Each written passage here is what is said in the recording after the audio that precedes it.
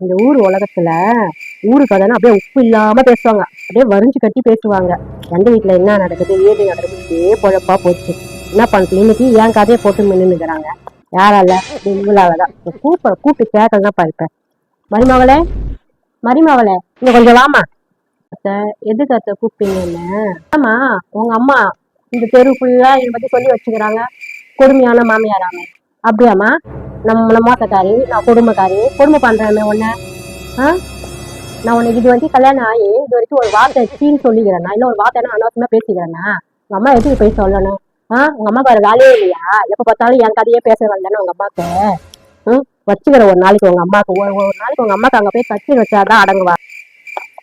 இந்த கதையை பக்கத்து வீட்டுல பொம்பளை சொல்ல வந்து எனக்கு காலையில இருந்து பச்சை தண்ணி கூட குடிக்காம இருக்கிறேன் நான். என்ன பணத்தை அவ்வளவு வந்து வேதனையா இருக்கு எனக்கு. உங்க அம்மாக்கு வேற வேலையே இல்லை பாக்குறேன்.